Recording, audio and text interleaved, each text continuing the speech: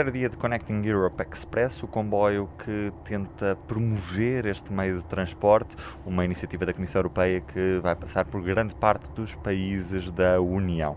Neste terceiro dia de viagem, a ligação é entre Madrid e Bordeaux, já em França. Como é que, Diogo, tem corrido esta viagem? A partir de Espanha foi um pouco mais do mesmo, porque enquanto saímos de Madrid e andámos pela zona de Castela e Leão, o que nós vimos basicamente foi planície e como era de noite ainda menos vimos, portanto a paisagem não mudou muito, mas assim que começámos a entrar pelo País Basco, há um certo encantamento, é tudo verde, a paisagem muda completamente, mas o que permaneceu foi o silêncio, o praticamente vazio, a falta de responsáveis da parte do lado espanhol, não é? E não houve grande desenvolvimento, portanto foram 7 horas de viagem entre Madrid, a estação de princípio de Madrid, da capital espanhola, até chegarmos a Hendaia, onde depois fomos transferidos para outro comboio, do qual já vamos falar mais um pouco, e aí, novamente, com todo o entusiasmo, recebidos com estudantes a visitarem o interior do comboio, das várias carruagens que compõem agora este segundo comboio, o segundo de 3, o terceiro será mais para a frente, e aqui o ambiente é completamente outro, as carruagens são diferentes. Deixem-me aproveitar para dizer que ontem na estação de Príncipe, à chegada, tivemos a oportunidade de falar com alguns responsáveis governamentais em Espanha. Foi a recepção promovida pelo Ministério, responsável pela pasta dos transportes e da agenda da mobilidade e agenda urbana.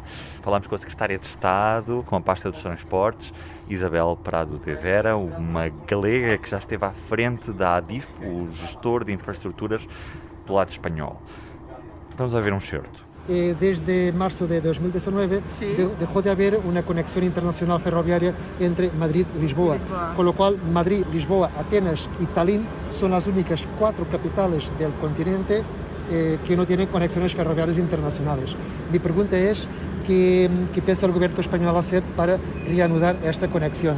Bueno, el gobierno español está ejerciendo no solo líneas de acción, sino políticas absolutamente rotundas y claves para volver a reforzar las relaciones de todo tipo, pero ferroviarias, con Portugal, considerándola como una península que forma parte de donde estamos perfectamente integrados. Si no es posible esa integración, yo evidentemente considero Portugal mi país hermano sin esos enlaces, porque al final la cohesión ha de materializarse en movilidad para garantizar el resto de derechos fundamentales homogéneos, y por lo tanto como península debemos de ser una unidad que digamos refuerce a Europa, o desde luego incentive a Europa a como territorios periféricos a equilibrar nuestros derechos respecto a sus relaciones con el resto de Europa. Por tanto, por un lado, refuerzo de absolutamente de todas las relaciones para tener la misma política.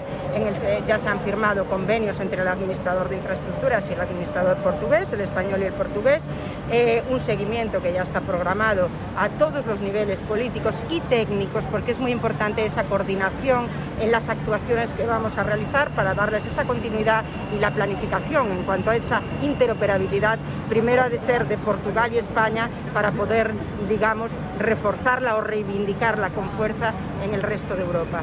Entendí todo lo que ha dicho, pero desde el punto de vista práctico, cualquier persona puede viajar por toda Europa, bajar desde Finlandia o desde Noruega hasta Madrid, pero llega a Madrid y no tiene conexión ferroviaria para Portugal.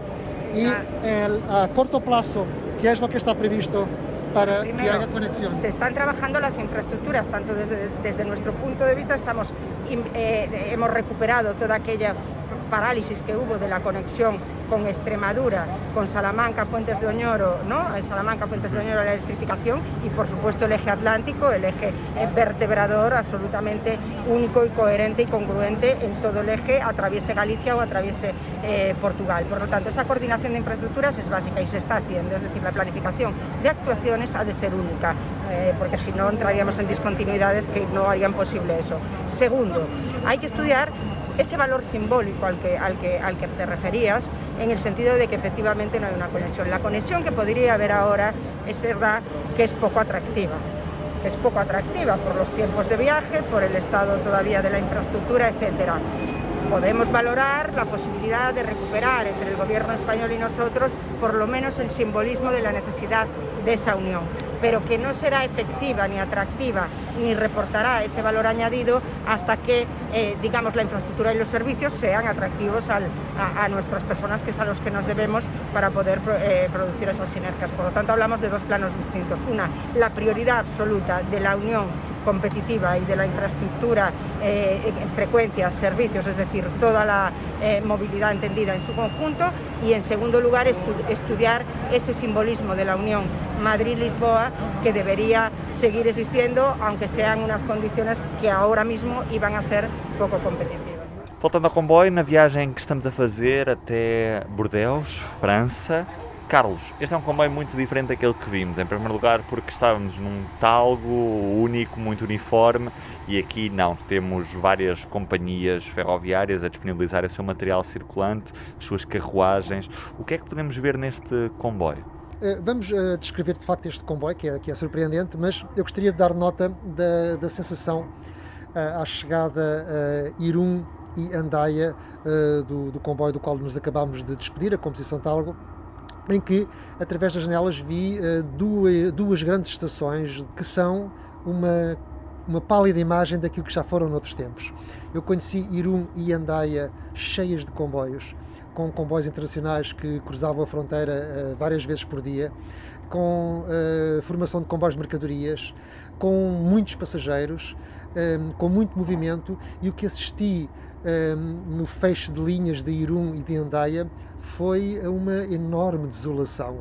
Fiquei a saber, por exemplo, que o maquinista que nos trouxe até Andaia teve que fazer uma formação de última hora, porque há 2 anos que não vem um comboio de passageiros à estação de Andaia vindo de Espanha. Portanto, há 2 anos que não há comboios de passageiros para a França em Andaia. Eu tive que fazer uma formação para poder retomar este percurso. Aliás, entre San Sebastián e Andaia, a linha dupla, neste momento só funciona uma porque há trabalhos em curso, e uma delas está completamente oxidada, portanto aquilo só funciona com uma via, e é de facto uma desolação ver como é que este grande hub ferroviário composto por Irún e Andaia, que são apenas separados por uma ponte, pelo rio que faz fronteira, não é? O estado a que isto chegou, e que mais uma vez contraria, é o oposto aos discursos que nós temos vindo a ouvir durante esta viagem, nos vários sítios onde o comboio para e há eventos, em que toda a gente faz juras de fé ao comboio, à interoperabilidade, à Europa ferroviária, à importância do caminho de ferro para a ajuda para a transição energética, e depois na prática parece que essas pessoas estão cegas, porque na prática o que se vê à nossa volta é a decadência do caminho de ferro. Isto de facto parece-me inacreditável. Mas pronto, a grande surpresa na verdade foi à chegada à Andaia, foi este verdadeiro Connecting Europe Express, porque agora sim estamos num verdadeiro comboio europeu composto por 9 carruagens. Antes de mais, a locomotiva à saída de Andaia é motorizada pela SNCF, os caminhos de ferro franceses, e depois há as 9 carruagens que o Carlos agora vai descrever. Portanto, logo a seguir à locomotiva, que naturalmente é francesa, circula uma carruagem dos caminhos de ferro húngaros, segue-se uma dos caminhos de ferro alemães, depois uma carruagem francesa, uma italiana, uma suíça e outra austríaca. E vamos começar por esta última. Acabámos de visitar uma carruagem-cama austríaca, que por acaso vai servir para que, a partir de Viena, algumas das pessoas da Comissão Europeia que acompanham este comboio nela possam pernoitar, mas que até lá está a servir como uma montra para dar a conhecer o serviço que é prestado a bordo. Têm compartimentos normais, só com carruagem, cama e lavatório, e depois também têm aquilo que era o equivalente à Gran Classe no nosso saudoso Lusitano Expresso e também no Sud Expresso, que têm casa de banho privativa com WC, com duche, um espaço extremamente bem aproveitado. Num dos compartimentos está até um pequeno almoço, que é o pequeno almoço habitualmente servido a estas pessoas, e estas carruagens circulam em comboios noturnos desde Viena para Hamburgo, Berlim, Zurique, Milão, Veneza, Roma, Amsterdão e Bruxelas. E prevê-se que em breve este serviço possa também ser estendido para França, para Paris e eventualmente até para Barcelona. Muito gostaríamos nós, não é, Diogo, que também tivéssemos disto até Lisboa. Pelo menos um cheirinho, já era tão bom, já era tão bom. Isto é que é a verdadeira interoperabilidade europeia, que é um comboio sai de uma capital europeia e vai parar a outra capital europeia, noutro país. E Diogo, tivemos o prazer de nos podermos sentar numa carruagem dos caminhos de ferro suíços que tem uma característica especial, é panorâmica. Descreve-me esta carruagem em que estamos. É um vistaço. É só que vos consigo dizer neste momento porque é muito impressionante, é um pouco difícil ser muito objetivo quando se está perante tanta transparência, não é? Porque o que vemos mais aqui é vidro do que propriamente carroçaria. De tão panorâmica que esta carruagem é, porque nós já passámos por Biarritz e antes de chegarmos mesmo a Biarritz era possível ver o mar, ver pontes, ver pessoas, ver vida.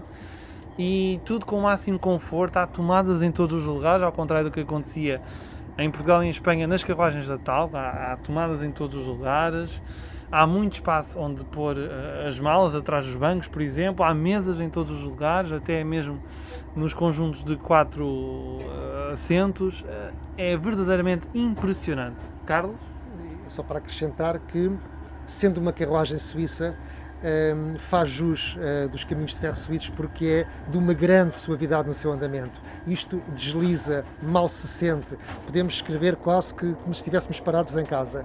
E relevar também que isto é uma carruagem quase completamente envidraçada, não é? E dá para imaginar como é que é um comboio formado com carruagens deste tipo a atravessar os Alpes, ou a atravessar a planície na Suíça junto aos lagos, não é? Ou a linha do Douro. Era aí que eu queria chegar. Imaginem o sucesso que isto faria na linha do Douro. Ou na Beira Baixa. Vamos passar à carruagem seguinte. Uma carruagem restaurante, bar da Tren Itália.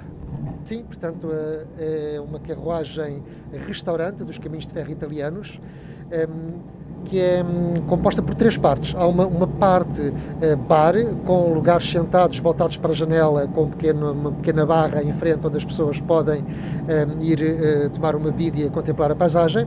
Depois ao centro há o bar propriamente dito, um balcão, muito curiosamente a imitar mármore italiano e muito bem conseguido. E depois temos a zona de restaurante, onde de facto há mesas com 4 cadeiras à volta para que as pessoas possam estar sentadas à mesa e desfrutar de uma refeição. Não resisto a um comentário que há muito que este tipo de serviço desapareceu em Portugal e é uma pena porque, como nós vemos, nos comboios da Europa a restauração continua a ser um serviço com muita procura e até com muita qualidade em alguns países e é um fator de atração para a ferrovia, não é? Não só o jantar a bordo ou almoçar a bordo com algum requinte, como acontece de facto, por exemplo, nos caminhos de ferro suíços, como também o facto de ser um espaço social e daí a importância daquela zona de bar onde as pessoas podem estar a conversar ao balcão ou sentadas a ver a paisagem e a tomar uma bebida. Parece que a partir da manhã, esta é a boa notícia, a partir da manhã vão-nos ali servir já algumas bebidas, que é uma coisa que não tem acontecido até agora, e espero também que se possa beber, sei lá, uma cervejinha ou um copo de vinho, porque parece-me que o puritanismo protestante europeu está a chegar, a alastrar pela Europa, porque desde que este evento do Connecting Europe Express começou, só em Lisboa é que bebemos um copo de vinho. Desde então só bebemos sumos e cafés. Avançamos e assim que entramos nesta carruagem nós até pensamos assim, olha, mas isto é a primeira classe intercidades, só que com cortinas vermelhas em vez de cortinas verdes e com os estofos pretos em vez de cinzentos, mas não. Isto é a carruagem primeira classe SNCF, os caminhos de ferro franceses, que foi adaptada para uma carruagem conferência. E porquê é que nós dizemos isto?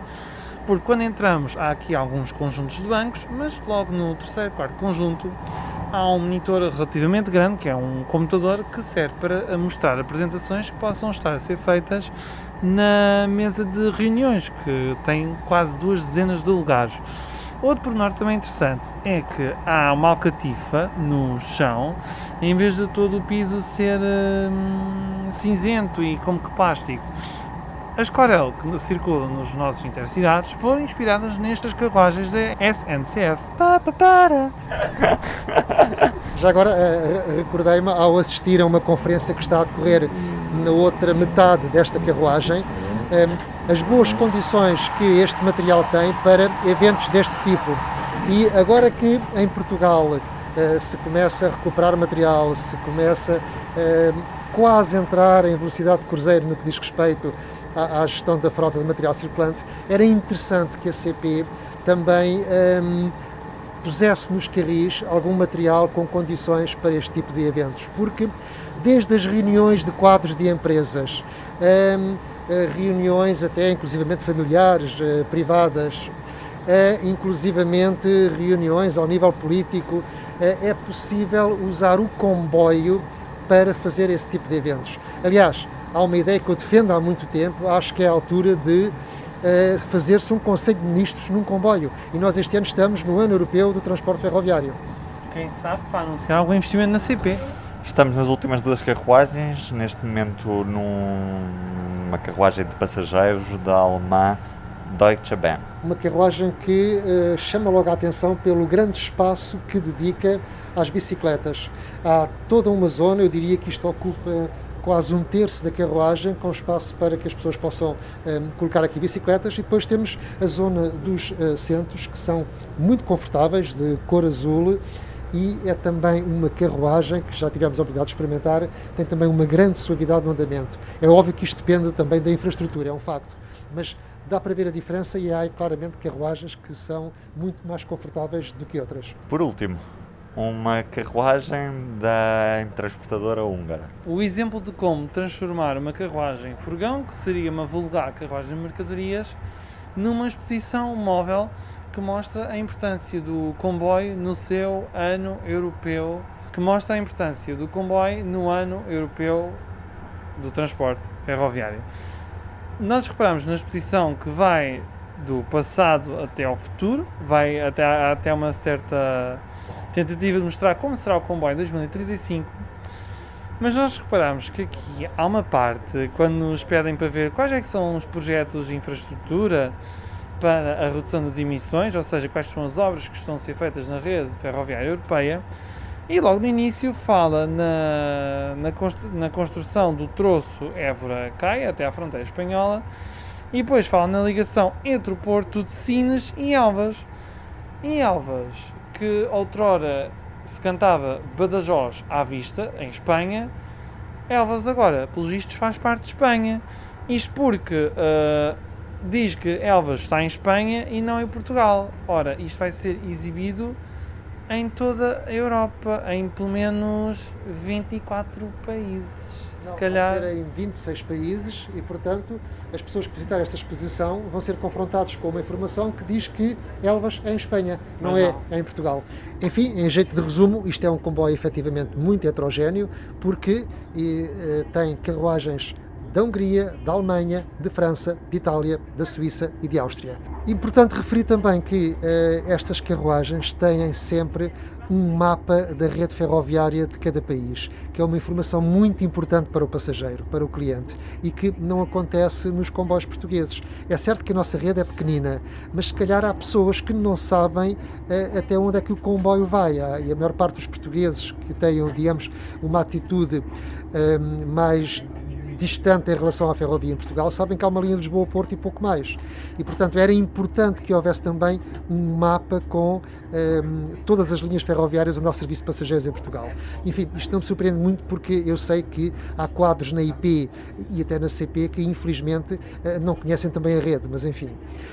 Neste comboio, à cabeça temos uma locomotiva que é, obviamente, francesa, é da SNCF, é 7.296 e que, curiosamente, é praticamente da mesma série, é uma prima das nossas 2.600, das locomotivas elétricas que estavam abandonadas e que, em boa hora, a CP decidiu recuperar e que já estão em andamento. Isto só prova que, efetivamente, foi uma má decisão ter-se encostado aquele material e que agora se está a fazer o óbvio, pôr aqueles ativos ao serviço dos nossos caminhos de ferro. Já quase a chegar a Bordeaux, em França, nos despedimos, um comboio diferente. Aliás, hoje mudámos de comboio, partimos com uma competição de Talgo e na fronteira, em Hendaia, mudámos para este novo comboio que vai agora fazer toda a ligação até Paris. Eu sou o Ruben Martins, como sempre, Carlos Cipriano, Diogo Ferreira Nunes. Aquele abraço. O público fica no ouvido.